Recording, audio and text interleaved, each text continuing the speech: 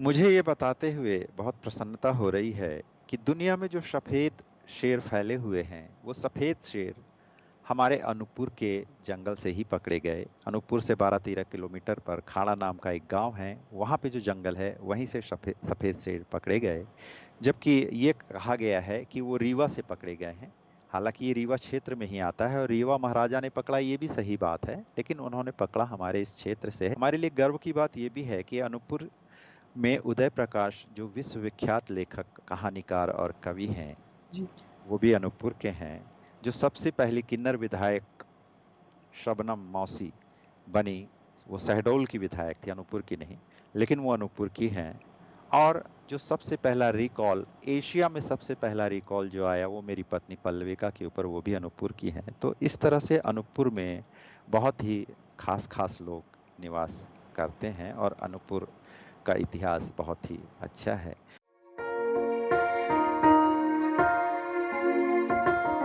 नमन करता हूँ उन सभी सम्मानित जनों को जो आज के इस कार्यक्रम में श्रोता और दर्शक के रूप में विद्यमान हैं।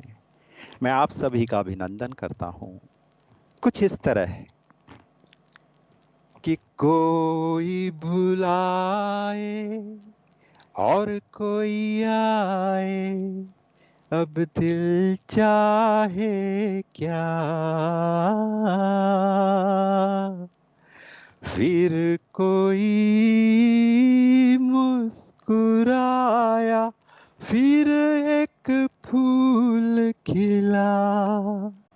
चलिए अब मैं बढ़ती हूँ अपने अगले प्रश्न की ओर।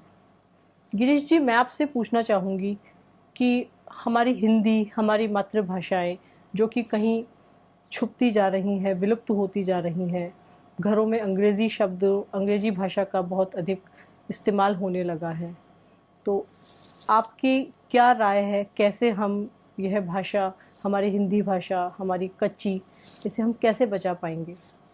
थोड़ी रोशनी डालिए। बहुत ही अच्छा प्रश्न है आपका। मेरी मातृभाषा गुजराती है, लेकिन हिंदी से मुझे बहुत प्यार है। और मेरा जो भी साहित्य, जितनी संरचना मैंने की है, हिंदी में ही की है, क्योंकि हिंदी ही मैंने शुरू से पढ़ी।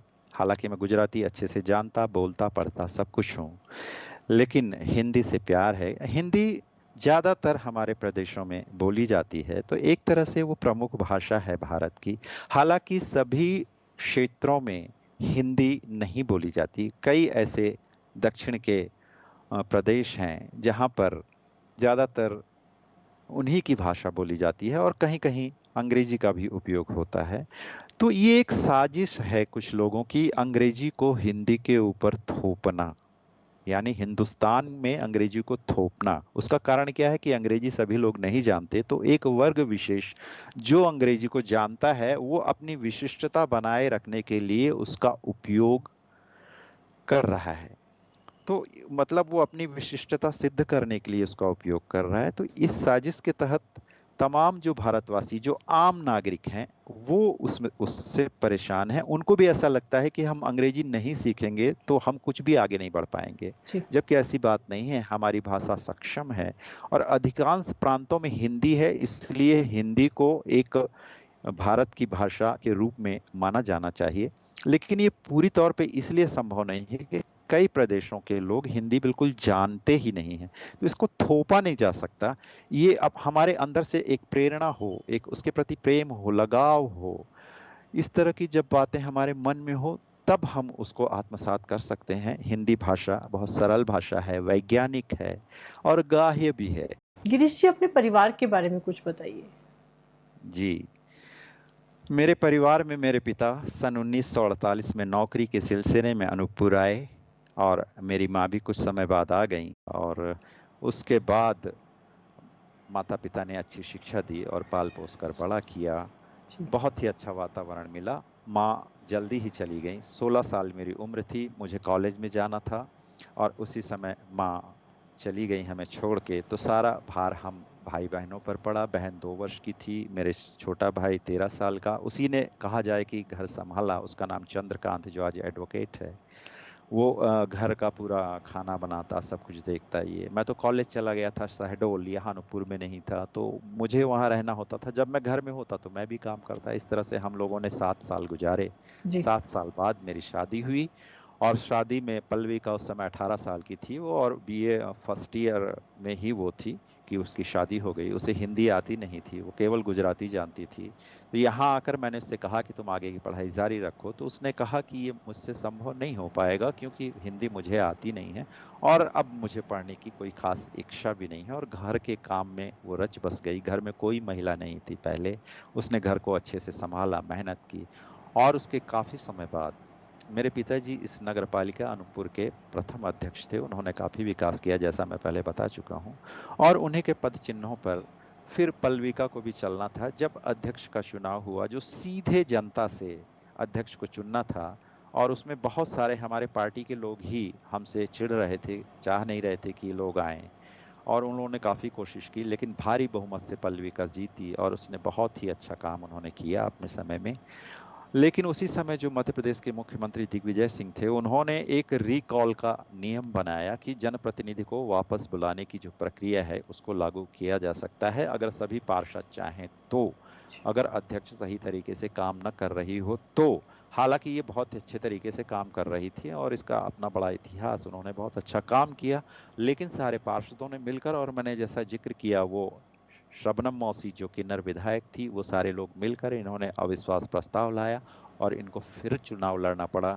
जहां वो 26% वोट पा करके अध्यक्ष बनी थी, वहीं 34% वोट पा करके भी उन्हें कुर्सी छोड़नी पड़ी, जो इस नियम की सबसे बड़ी विसंगति है। तमाम पत्र पत्रिकाओं ने उनके पक्ष में अपनी बात कही, और इस तरह से पल्लविका पूरे भारत में फेमस हो गई।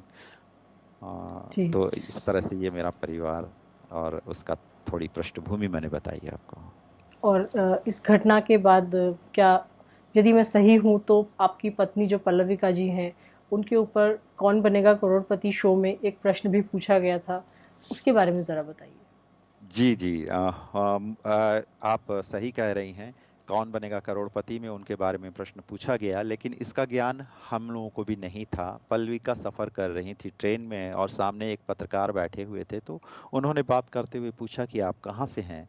पल्लविका ने बताया कि मैं अनूपपुर से हूँ। तब उन्होंने कहा, अरे अनूपपुर की अध्यक्ष पल्लविका पटेल, तो उनके ऊपर रिकॉल आया था, और वो आपके अनूपपुर की ही हैं। तो पल्लविका ने बताया, पल्लविका मैं ही हूँ।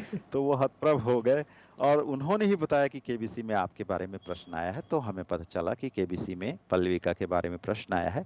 लेकिन हमें ये मालूम जरूर था कि तमाम पाठ्य पुस्तकों में पल्लविका का नाम आ गया था, जी। क्योंकि शायद ये विश्व में दूसरी घटना थी इस तरह की रिकॉल की, और एशिया में पहली घटना थी। तो तमाम प्रतियोगी परीक्षाओं में और तमाम इस तरह के पाठ्यक्रम में पल्लविका का नाम आना देखा गया। जी, बहुत अच्छी। चलिए अब मैं बढ़ती हूँ अपने अगले प्रश्न की ओर। गिरीश जी, आजकल अंतरधार्मिक विवाहों की बड़ी चर्चा है। चारों तरफ इसका बड़ा विरोध भी हो रहा है और समर्थन भी। सबके अपने अपने कारण और हेतु भी हैं। देखा गया है कि मुस्लिम परिवारों में तो हिंदू कन्याओं को आसानी से स्वीकार कर लिया जाता है। उसमें धर्म परिवर्तन भी एक मुद्दा है। हिंदू समाज में तो अंतरजातीय विवाह भी आसानी से नहीं स्वीकार किए जाते। फिर आपने यह कैसे कर दिखाया कि आपकी एक बहू मुस्लिम परिवार से आती है? क्या इस निर्णय की सहमति तक पहुंचना आसान था? कितना विरोध आपको झेलना पड़ा अपने स्वजनों का, और विशेष रूप से कन्या पक्ष की क्या प्रतिक्रिया रही, बताइए।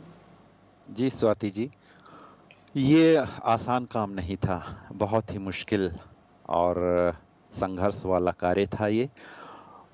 मेरे छोटे बेटे ने जब मुझे बताया कि वो एक मुस्लिम लड़की से प्यार करता है, और वो लड़की भी उससे प्यार करती है, और इन दोनों का प्यार कॉलेज में अध्ययन के दौरान हुआ, इंजीनियरिंग कॉलेज में, और वो फलता फूलता रहा, हमें पता नहीं था।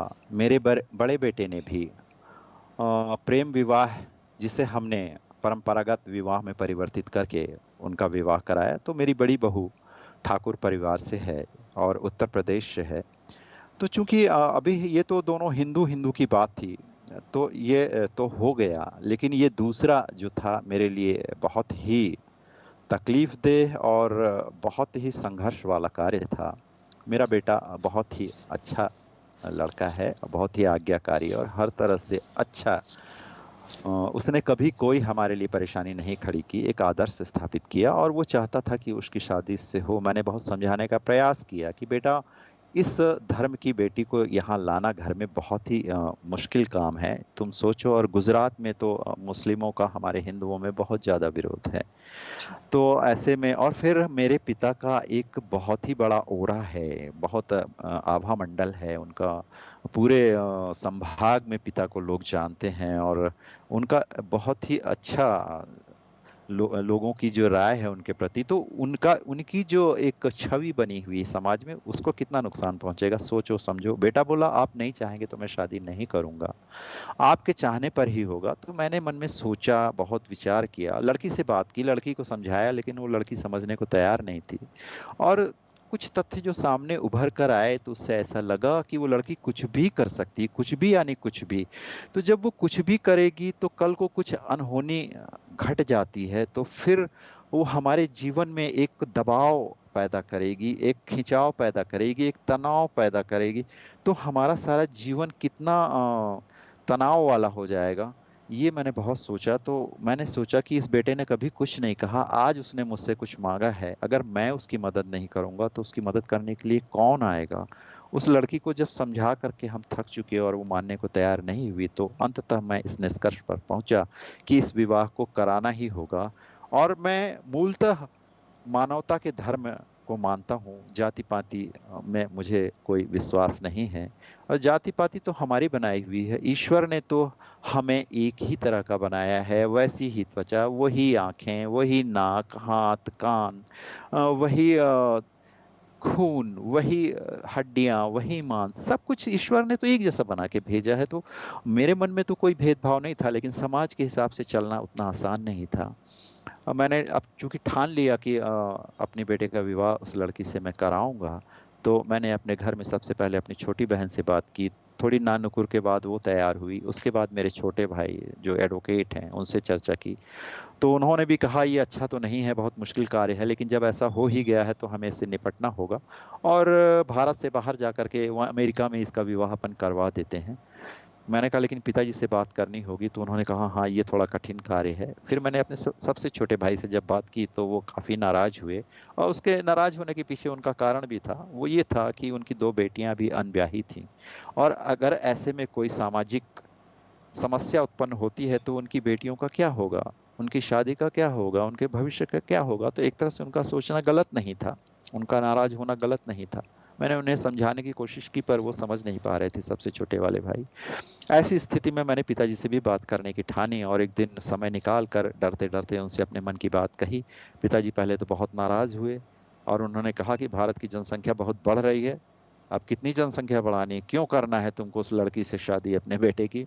मुझे उनका तर्क कुछ समझ में नहीं आया। अंततः फिर मैंने चूंकि निर्णय कर ही लिया था, दीपावली के दिन हमारे परिवार के सारे लोग इकट्ठे हुए, मेरा बड़ा बेटा, बड़ी बहू, मेरी बहन, मेरे जीजा और मेरे हम तीनों भाई और तीनों की पत्नियां, हम सब लोग इकट्ठे बैठे। और मैंने सबसे कहा कि मैं आप सबसे बात करना चाहता हूँ। मैंने अपनी जैसे ही बात प्रारंभ की तो मेरे जीजा ने काफी विरोध किया कि आप उटपटांग काम क्यों करते हैं ऐसा, बड़े बेटे की शादी भी आपने अंतर्जातीय विवाह करवाया, अब तो एकदम मुस्लिम लड़की से करवा रहे हैं, ये क्या तरीका है। उनका ये कहना था कि मेरा छोटा भाई जो पहले से नाराज बैठा था वो भी उखड़ गया और उन दोनों को उखड़ते देख के पिताजी भी बोले कि सब तुमको उटपटांग सूझता है और सब क्या करना चाहते हो, मेरा नाम मिट्टी में मिल जाएगा, ये वो तरह तरह की बातें होती रही। और मैंने देखा कि ये बात बन नहीं रही है। तो फिर मैंने कहा कि अब मेरी आपकी सारे लोगों की मैं बात सुन चुका हूँ, अब मेरी एक बात सुन लीजिए प्लीज, अब मेरी बात सुनिए। तो उन्होंने कहा क्या कहना चाहते हो। हालांकि मेरे बड़े बेटे ने मेरी पूरी सहायता की और तरह तरह के तर्क प्रस्तुत किए उसने मेरे पक्ष में।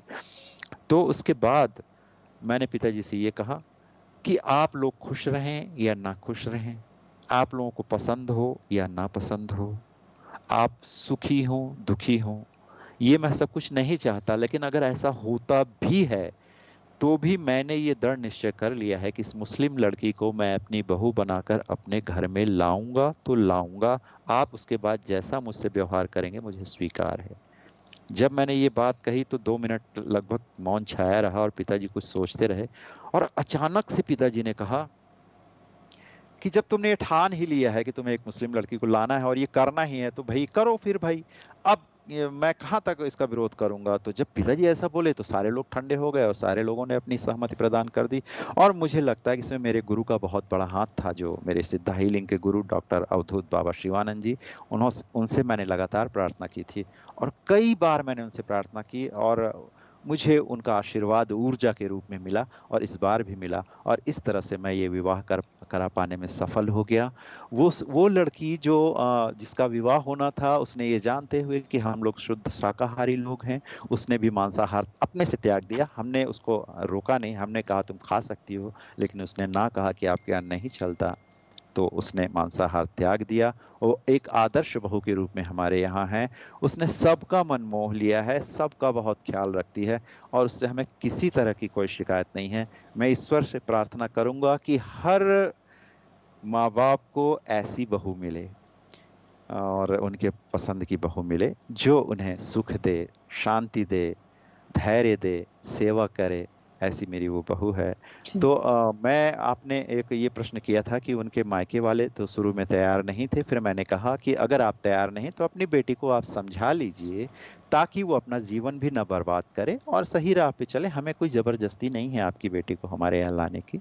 अंततः उन्होंने ये समझा कि नहीं, उनकी बेटी नहीं मानने वाली है, तो तैयार हो गए। हालांकि वो विवाह में नहीं आए और उनसे हमारे संबंध खराब नहीं है, लेकिन बहुत अच्छे भी नहीं है, मतलब हमारा मिलना जुलना नहीं होता।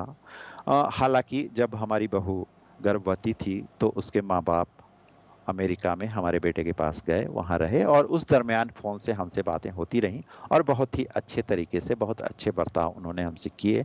लेकिन हमारा आना जाना, रहना खाना पीना साथ में नहीं हुआ अभी तक। आगे क्या होगा कह नहीं सकता। मैं तो पॉजिटिव हूँ, वो चाहेंगे तो मैं तैयार हूँ और नहीं चाहेंगे तो मुझे कोई दुख नहीं है। जो ईश्वर की मर्जी वो मेरी मर्जी। तो ये थे हमारे साथ गिरीश पटेल जी। गिरीश जी, आपका मैं शुक्रिया अदा करना चाहूँगी। आपने इतने खूबसूरत अनुभव हमारे साथ साझा किए, अपना समय हमें दिया और अब चलते चलते एक छोटा सा संदेश हमारे दर्शकों के लिए आपके माध्यम से। जी, मेरा संदेश ये है कि ईश्वर ने हमें मानव बना के भेजा है। तरह तरह की जीवधारी हैं, मानव भी एक जीवधारी है। तो मानव बना के भेजा है तो हमारा फर्ज क्या है? हम ईश्वर को इसके बजाय क्या दे सकते हैं जो उन्होंने हमें मानव बनाकर भेजा? केवल हमें खाना, सोना, कमाना, खाना, सोना, कमाना, ये प्रक्रिया करते करते क्या पूरा जीवन बिता देना चाहिए या हमें कुछ और भी करना चाहिए? यदि ईश्वर ने हमें अपने निकट रखा है, मानव बनाया है, जिसे चेतना प्रदान की है, शक्ति प्रदान की है, बुद्धि प्रदान की है, तो उसका क्या उपयोग होना चाहिए? तो मेरी नज़रों में ये है कि उसका ये उपयोग होना चाहिए कि ये शरीर जो हमें ईश्वर ने दिया है वो केवल हमारे लिए नहीं है, वो दूसरों की सेवा करने के लिए है। तो जिस माध्यम से भी आप किसी की सेवा कर सकें, किसी का दिल ना दुखाएं, किसी के काम आए, धन से, मन से, तन से, सेवा से, जैसे भी संभव हो किसी को सुख पहुंचाएं, किसी के होठों पर हंसी लाएं, ये सारा काम अगर आप करते हैं तो आपका ये मानव जन्म कृतार्थ हो जाएगा। मैंने ये करने की कोशिश की है, लेकिन मैं अभी संतुष्ट नहीं हूँ। मैं चाहता हूँ कि अपना बचा हुआ समय अधिक से अधिक इस कार्य में लगा सकूँ और सकारात्मक रहूँ और लोगों को सकारात्मक कर सकूँ। तो सकारात्मकता होनी चाहिए सबके साथ, मेरा ये संदेश है। और नकारात्मक चीज़ें बहुत है, देखने का अलग अलग नज़रिया होता है। अगर आधे ग्लास भरे हुए पानी को कोई कहता है कि आधा भरा ग्लास है, कोई उसे आधा खाली बताता है। बात एक ही है, लेकिन कहने में और नज़रिए में फर्क देखने का है। नज़रिया नज़रिया जी। तो दो पंक्तियां मेरी इस संबंध में है, अगर इजाज़त हो तो मैं जी उसे ज़रूर ज़रूर। कहना चाहूँगा। देखिए, इसमें नज़रिया दोनों तरह का है। पत्थरों से बुत बनाए जाते हैं, पत्थरों पर अक्स तराशे जाते हैं, पत्थर मकान की नींवों में लगाए जाते हैं, पत्थर देवता बन मंदिर में पूजे जाते हैं, पत्थर नगीना बन बदन को सजाते हैं। पर कोई क्या करे, पर कोई क्या करे जब लोग ये समझें कि पत्थरों से तो केवल शीशे तोड़े जाते हैं, कि पत्थरों से तो केवल शीशे तोड़े जाते हैं। तो ये है नजरिया अलग अलग। और स्वाति जी, मैं आपको नमन करता हूँ पुनः। आपका बहुत बहुत तहे दिल से शुक्रगुजार हूँ कि आपने मुझे मौका दिया कि मैं दर्शकों से, श्रोताओं से मुखातिब हो सका। मेरे पास जो मेरे मन में था वो सामने लाने का आपने जो मुझे मौका दिया, उसके लिए मैं हमेशा आपका शुक्रगुजार रहूंगा। शुक्रिया। नमस्कार। नमस्कार। बहुत बहुत शुक्रिया। अब मैं आप सभी से विदा लेती हूँ इस वादे के साथ कि फिर मिलूंगी एक और मेहमान के साथ। तब तक हंसते रहिए, मस्त रहिए, स्वस्थ रहिए, अपना और अपनों का ख्याल रखिए। नमस्कार।